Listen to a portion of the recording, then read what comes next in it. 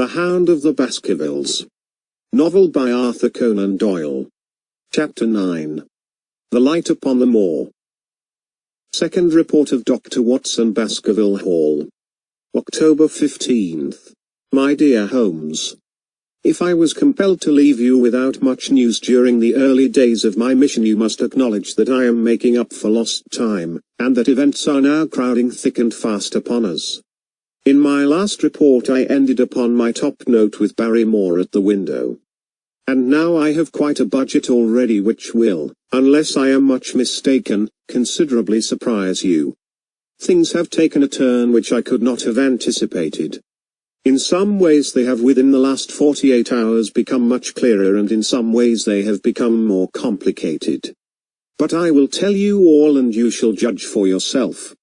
Before breakfast on the morning following my adventure I went down the corridor and examined the room in which Barry Moor had been on the night before. The western window through which he had stared so intently has, I noticed, one peculiarity above all other windows in the house. It commands the nearest outlook onto the moor.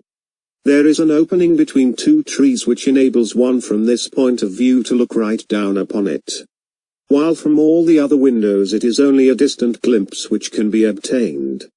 It follows, therefore, that Barry Moor, since only this window would serve the purpose, must have been looking out for something or somebody upon the moor.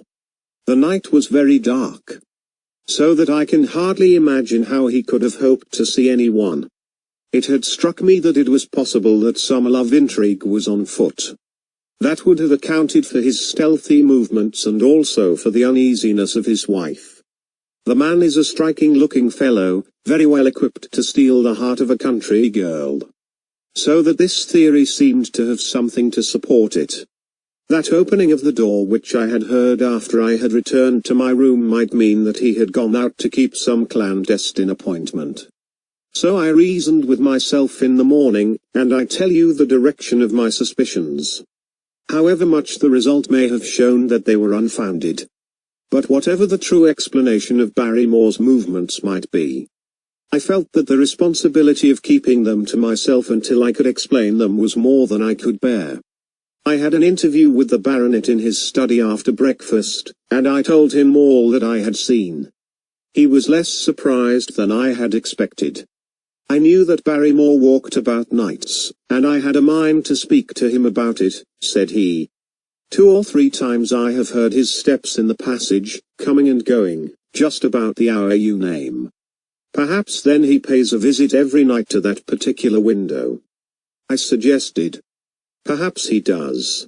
If so, we should be able to shadow him and see what it is that he is after. I wonder what your friend Holmes would do if he were here. I believe that he would do exactly what you now suggest, said I. He would follow Barry Moor and see what he did. Then we shall do it together. But surely he would hear us. The man is rather deaf, and in any case we must take our chance of that. We'll sit up in my room tonight and wait until he passes. Sir Henry rubbed his hands with pleasure. And it was evident that he hailed the adventure as a relief to his somewhat quiet life upon the moor. The baronet has been in communication with the architect who prepared the plans for Sir Charles, and with a contractor from London, so that we may expect great changes to begin here soon. There have been decorators and furnishers up from Plymouth. And it is evident that our friend has large ideas and means to spare no pains or expense to restore the grandeur of his family. When the house is renovated and refurnished, all that he will need will be a wife to make it complete. Between ourselves there are pretty clear signs that this will not be wanting if the lady is willing. For I have seldom seen a man more infatuated with a woman than he is with our beautiful neighbour, Miss Stapleton. And yet the course of true love does not run quite as smoothly as one would under the circumstances expect. Today, for example, its surface was broken by a very unexpected ripple, which has caused our friend considerable perplexity and annoyance. After the conversation which I have quoted about Barry Moor, Sir Henry put on his hat and prepared to go out. As a matter of course I did the same. "What, are you coming, Watson?" he asked, looking at me in a curious way. That depends on whether you are going on the moor, said I. Yes, I am. Well, you know what my instructions are. I am sorry to intrude. But you heard how earnestly Holmes insisted that I should not leave you. And especially that you should not go alone upon the moor. Sir Henry put his hand upon my shoulder with a pleasant smile. My dear fellow, said he, Holmes, with all his wisdom, did not foresee some things which have happened since I have been on the moor. You understand me? I am sure that you are the last man in the world who would wish to be a spoil sport. I must go out alone. It put me in a most awkward position. I was at a loss what to say or what to do, and before I had made up my mind he picked up his cane and was gone. But when I came to think the matter over, my conscience reproached me bitterly for having on any pretext allowed him to go out of my sight. I imagined what my feelings would be if I had to return to you and to confess that some misfortune had occurred through my disregard for your instructions. I assure you my cheeks flushed at the very thought. It might not even now be too late to overtake him. So I set off at once in the direction of Merripit House. I hurried along the road at the top of my speed without seeing anything of Sir Henry. Until I came to the point where the moor path branches off. There, fearing that perhaps I had come in the wrong direction after all, I mounted a hill from which I could command a view. The same hill which is cut into the dark quarry. Thence I saw him at once. He was on the moor path about a quarter of a mile off, and a lady was by his side who could only be Miss Stapleton. It was clear that there was already an understanding between them and that they had met by appointment. They were walking slowly along in deep conversation. And I saw her making quick little movements of her hands as if she were very earnest in what she was saying. While he listened intently, and once or twice shook his head in strong dissent. I stood among the rocks watching them, very much puzzled as to what I should do next. To follow them and break into their intimate conversation seemed to be an outrage, and yet my clear duty was never for an instant to let him out of my sight. To act the spy upon a friend was a hateful task. Still, I could see no better course than to observe him from the hill, and to clear my conscience by confessing to him afterwards what I had done.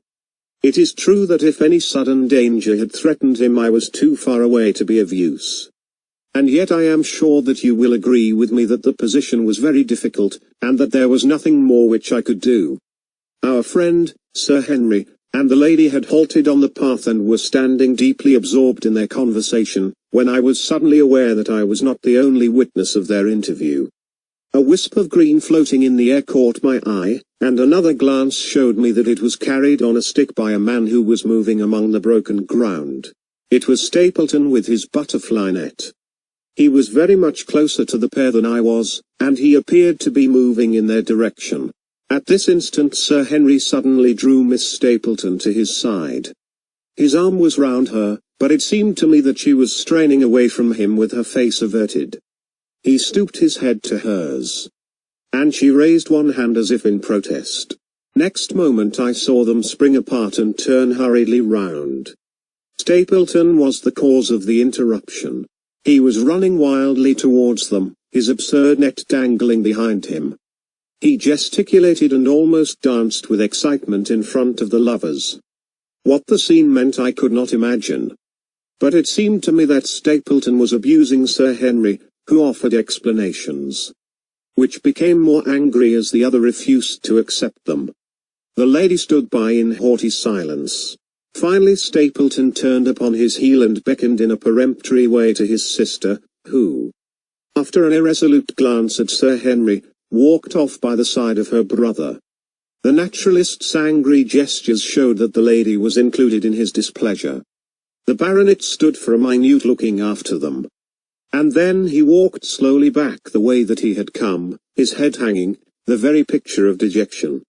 What all this meant I could not imagine. But I was deeply ashamed to have witnessed so intimate a scene without my friend's knowledge. I ran down the hill therefore and met the baronet at the bottom. His face was flushed with anger and his brows were wrinkled, like one who is at his wits' ends what to do. "Hullo, Watson. Where have you dropped from?" said he. You don't mean to say that you came after me in spite of all? I explained everything to him. How I had found it impossible to remain behind, how I had followed him, and how I had witnessed all that had occurred. For an instant his eyes blazed at me, but my frankness disarmed his anger. And he broke at last into a rather rueful laugh. You would have thought the middle of that prairie a fairly safe place for a man to be private, said he. But, by thunder, the whole countryside seems to have been out to see me do my wooing.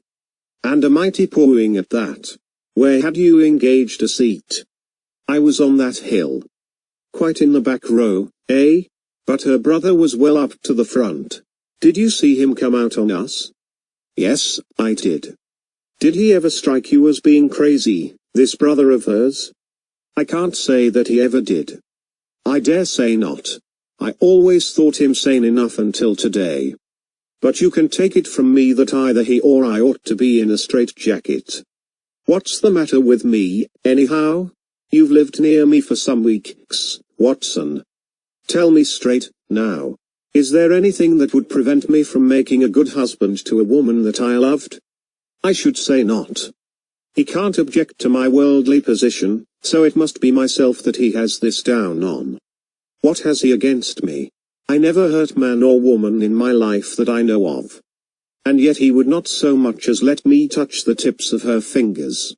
Did he say so? That, and a deal more.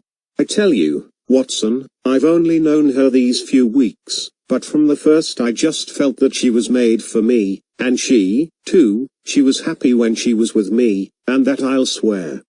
There's a light in a woman's eyes that speaks louder than words. But he has never let us get together, and it was only today for the first time that I saw a chance of having a few words with her alone.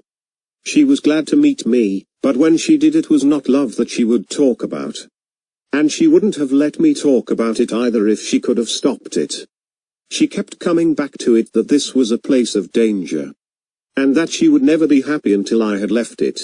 I told her that since I had seen her I was in no hurry to leave it. And that if she really wanted me to go, the only way to work it was for her to arrange to go with me.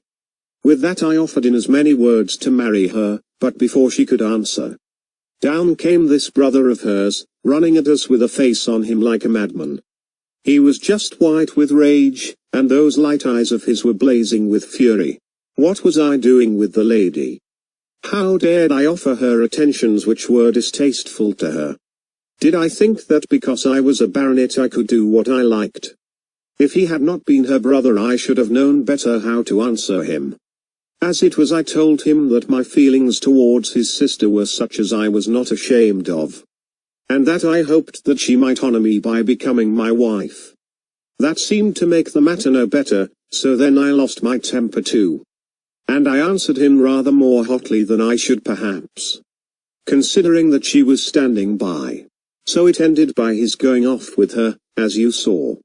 And here am I as badly puzzled a man as any in this county. Just tell me what it all means, Watson, and I'll owe you more than ever I can hope to pay. I tried one or two explanations, but, indeed, I was completely puzzled myself. Our friend's title, his fortune, his age, his character, and his appearance are all in his favor, and I know nothing against him unless it be this dark fate which runs in his family. That his advances should be rejected so brusquely without any reference to the lady's own wishes, and that the lady should accept the situation without protest, is very amazing. However, our conjectures were set at rest by a visit from Stapleton himself that very afternoon. He had come to offer apologies for his rudeness of the morning. And after a long private interview with Sir Henry in his study, the upshot of their conversation was that the breach is quite healed, and that we're to dine at Merripit House next Friday as a sign of it. I don't say now that he isn't a crazy man, said Sir Henry. I can't forget the look in his eyes when he ran at me this morning, but I must allow that no man could make a more handsome apology than he has done. Did he give any explanation of his conduct? His sister is everything in his life, he says. That is natural enough, and I am glad that he should understand her value. They have always been together, and according to his account he has been a very lonely man with only her as a companion. So that the thought of losing her was really terrible to him. He had not understood, he said, that I was becoming attached to her, but when he saw with his own eyes that it was really so, and that she might be taken away from him, it gave him such a shock that for a time he was not responsible for what he said or did. He was very sorry for all that had passed. And he recognized how foolish and how selfish it was that he should imagine that he could hold a beautiful woman like his sister to himself for her whole life. If she had to leave him he had rather it was to a neighbor like myself than to anyone else. But in any case it was a blow to him and it would take him some time before he could prepare himself to meet it. He would withdraw all opposition upon his part if I would promise for 3 months to let the matter rest and to be content with cultivating the lady's friendship during that time without claiming her love. This I promised, and so the matter rests. So there is one of our small mysteries cleared up. It is something to have touched bottom anywhere in this bog in which we are floundering.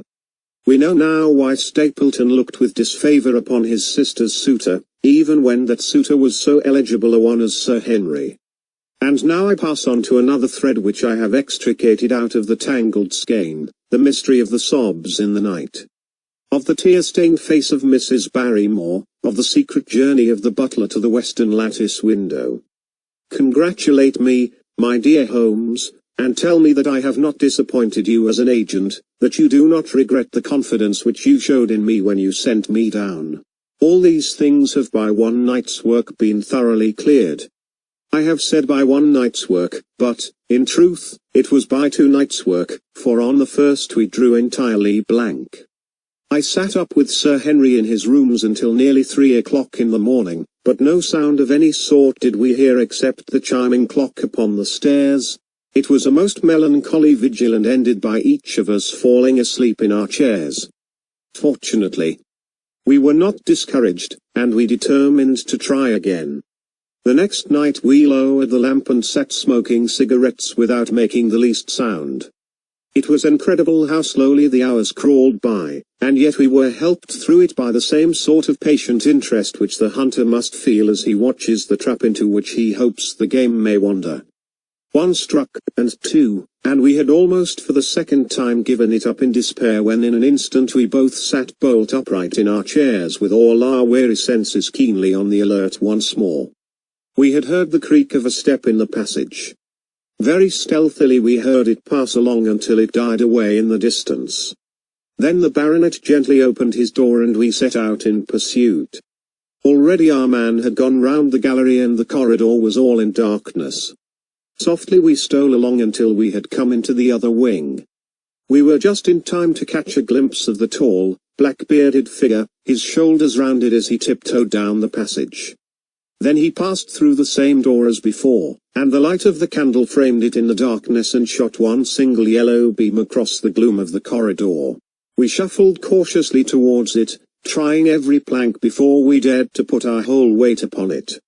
We had taken the precaution of leaving our boots behind us, but, even so, the old boards snapped and creaked beneath our tread. Sometimes it seemed impossible that he should fail to hear our approach. However, the man is fortunately rather deaf, and he was entirely preoccupied in that which he was doing. When at last we reached the door and peeped through, we found him crouching at the window, candle in hand, his white, intent face pressed against the pane, exactly as I had seen him 2 nights before.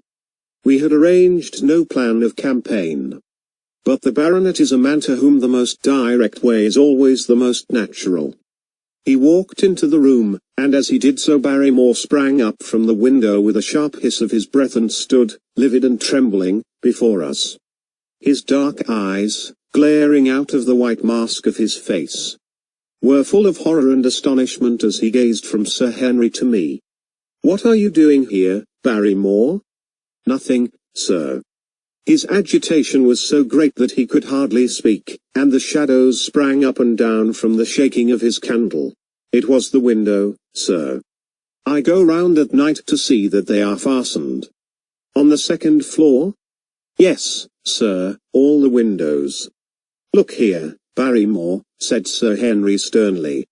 We have made up our minds to have the truth out of you, so it will save you trouble to tell it sooner rather than later. Come, now. No lies. What were you doing at that window? The fellow looked at us in a helpless way, and he wrung his hands together like one who is in the last extremity of doubt and misery. I was doing no harm, sir. I was holding a candle to the window. And why were you holding a candle to the window? Don't ask me, Sir Henry, don't ask me. I give you my word, sir, that it is not my secret, and that I cannot tell it. If it concerned no one but myself I would not try to keep it from you. A sudden idea occurred to me, and I took the candle from the trembling hand of the butler.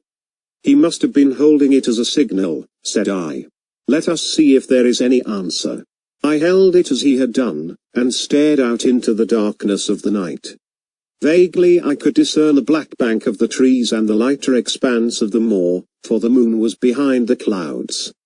And then I gave a cry of exultation. For a tiny pinpoint of yellow light had suddenly transfixed the dark veil, and glowed steadily in the center of the black square framed by the window. There it is, I cried. No, no, sir, it is nothing, nothing at all. The butler broke in, I assure you, sir. Move your light across the window, Watson, cried the baronet. See, the other moves also. Now, you rascal, do you deny that it is a signal? Come, speak up. Who is your confederate out yonder, and what is this conspiracy that is going on? The man's face became openly defiant. It is my business, and not yours. I will not tell. Then you leave my employment right away. Very good, sir. If I must, I must. And you go in disgrace. By thunder, you may well be ashamed of yourself. Your family has lived with mine for over 100 years under this roof, and here I find you deep in some dark plot against me. No, no, sir, no, not against you. It was a woman's voice, and Mrs. Barrymore, paler and more horror-struck than her husband, was standing at the door. Her bulky figure in a shawl and skirt might have been comic were it not for the intensity of feeling upon her face. We have to go, Eliza. This is the end of it. You can pack our things, said the butler. Oh, John, have I brought you to this? It is my doing, Sir Henry, all mine. He has done nothing except for my sake and because I asked him. Speak out, then. What does it mean? My unhappy brother is starving on the moor. We cannot let him perish at our very gates. The light is a signal to him that food is ready for him, and his light out yonder is to show the spot to which to bring it. Then your brother is the escaped convict, sir, Selden, the criminal. That's the truth, sir, said Barrymore. I said that it was not my secret and that I could not tell it to you. But now you have heard it, and you will see that if there was a plot it was not against you. This, then, was the explanation of the stealthy expeditions at night and the light at the window. Sir Henry and I both stared at the woman in amazement. Was it possible that this stolidly respectable person was of the same blood as one of the most notorious criminals in the country? Yes, sir, my name was Selden, and he is my younger brother.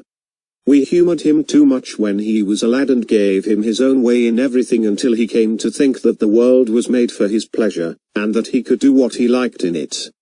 Then as he grew older he met wicked companions, and the devil entered into him until he broke my mother's heart and dragged our name in the dirt. From crime to crime he sank lower and lower until it is only the mercy of God which has snatched him from the scaffold. But to me, sir, he was always the little curly-headed boy that I had nursed and played with as an elder sister would. That was why he broke prison, sir. He knew that I was here and that we could not refuse to help him. When he dragged himself here one night, weary and starving, with the warders hard at his heels, what could we do? We took him in and fed him and cared for him. Then he returned, sir, and my brother thought he would be safer on the moor than anywhere else until the hue and cry was over, so he lay in hiding there.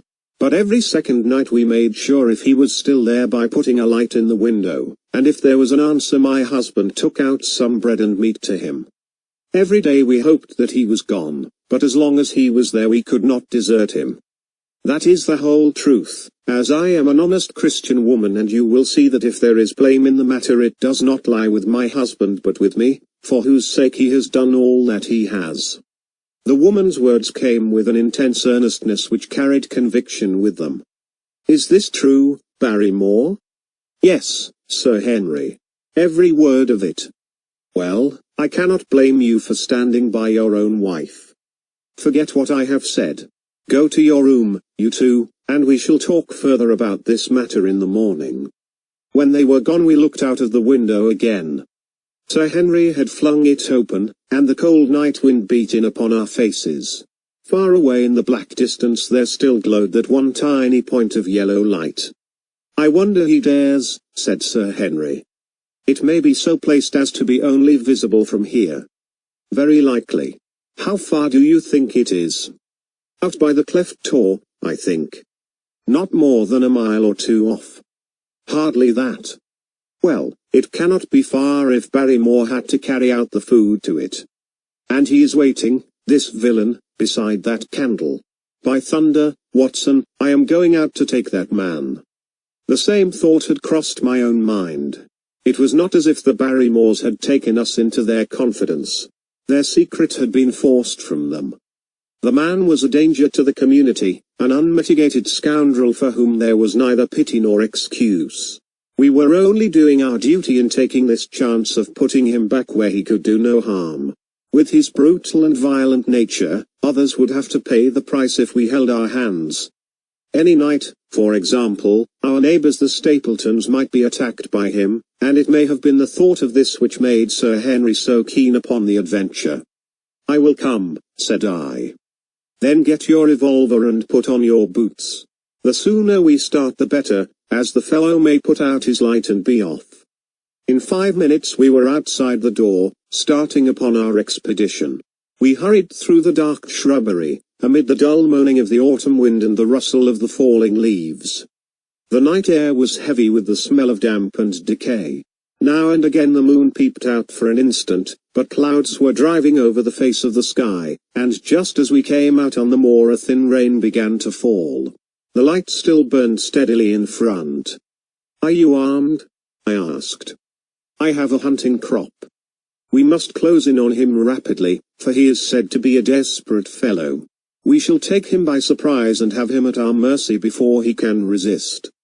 I say, Watson, said the baronet, what would Holmes say to this? How about the Tower of Darkness in which the power of evil is exalted? As if in answer to his words there rose suddenly out of the vast gloom of the moor that strange cry which I had already heard upon the borders of the great Grimpen Mire. It came with the wind through the silence of the night. A long, deep mutter, then a rising howl, and then the sad moan in which it died away. Again and again it sounded, the whole air throbbing with it, strident, wild, and menacing.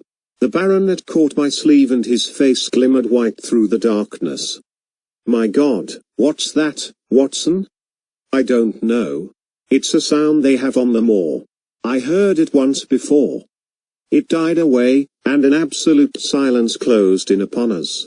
We stood straining our ears, but nothing came. Watson, said the baronet, it was the cry of a hound. My blood ran cold in my veins, for there was a break in his voice which told of the sudden horror which had seized him. What do they call this sound? He asked. Who? The folk on the countryside. Oh, they are ignorant people. Why should you mind what they call it? Tell me, Watson, what do they say of it? I hesitated but could not escape the question. They say it is the cry of the Hound of the Baskervilles. He groaned and was silent for a few moments. A hound it was, he said at last, but it seemed to come from miles away, over yonder, I think. It was hard to say whence it came. It rose and fell with the wind. Isn't that the direction of the great Grimpen Mire? Yes, it is. Well, it was up there. Come now, Watson. Didn't you think yourself that it was the cry of a hound? I am not a child. You need not fear to speak the truth. Stapleton was with me when I heard it last. He said that it might be the calling of a strange bird. No, no, it was a hound. My God, can there be some truth in all these stories? Is it possible that I am really in danger from so dark a cause? You don't believe it, do you, Watson? No, no. And yet it was one thing to laugh about it in London, and it is another to stand out here in the darkness of the moor and to hear such a cry as that. And my uncle. There was the footprint of the hound beside him as he lay. It all fits together. I don't think that I am a coward, Watson, but that sound seemed to freeze my very blood. Feel my hand. It was as cold as a block of marble. You'll be all right tomorrow. I don't think I'll get that cry out of my head. What do you advise that we do now? Shall we turn back? No, by thunder, we have come out to get our man, and we will do it. We after the convict, and a hellhound, as likely as not, after us. Come on. We'll see it through if all the fiends of the pit were loose upon the moor. We stumbled slowly along in the darkness, with the black loom of the craggy hills around us, and the yellow speck of light burning steadily in front. There is nothing so deceptive as the distance of a light upon a pitch-dark night, and sometimes the glimmer seemed to be far away upon the horizon and sometimes it might have been within a few yards of us. But at last we could see whence it came, and then we knew that we were indeed very close. A guttering candle was stuck in a crevice of the rocks which flanked it on each side so as to keep the wind from it and also to prevent it from being visible, save in the direction of Baskerville Hall. A boulder of granite concealed our approach, and crouching behind it we gazed over it at the signal light.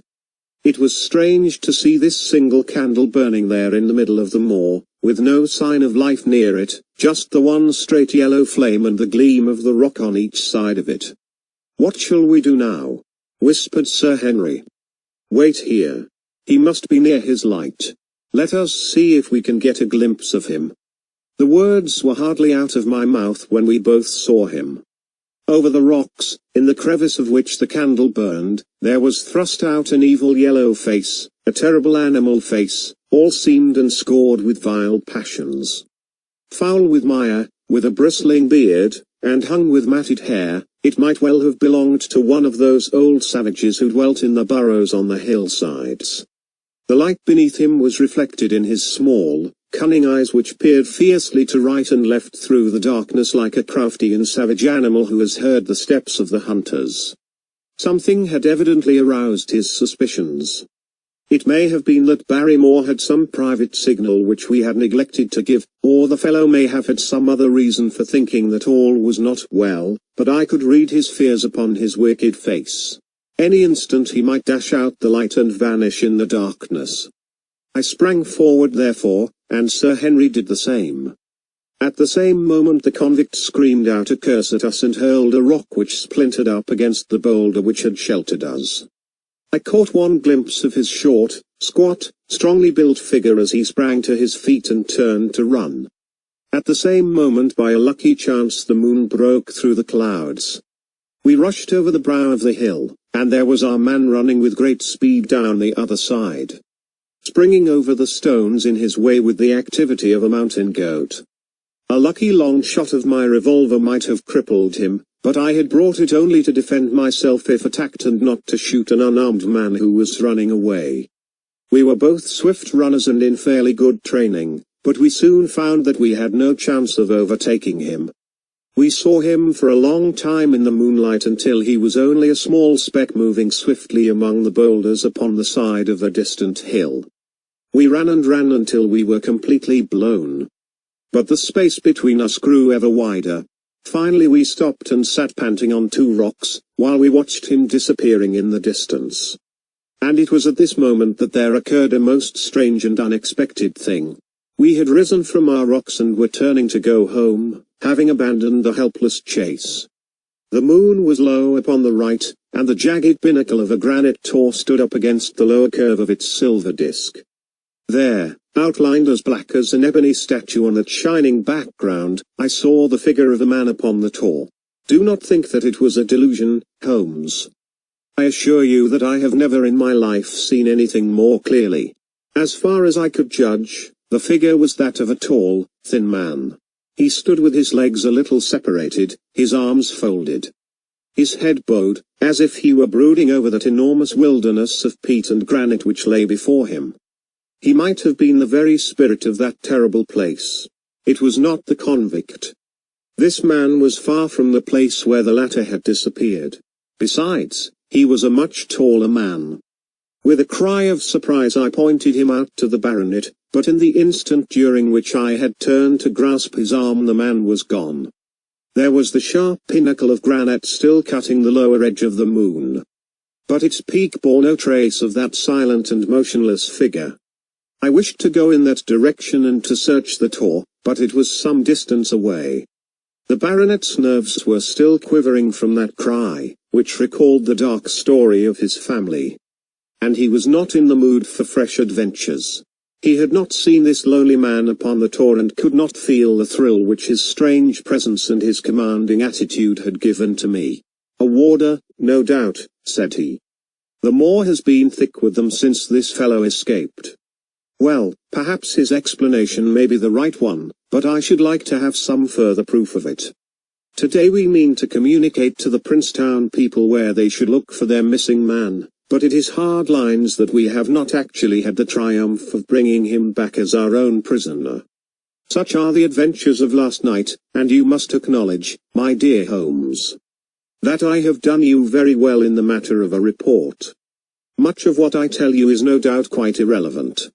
But still I feel that it is best that I should let you have all the facts and leave you to select for yourself those which will be of most service to you in helping you to your conclusions.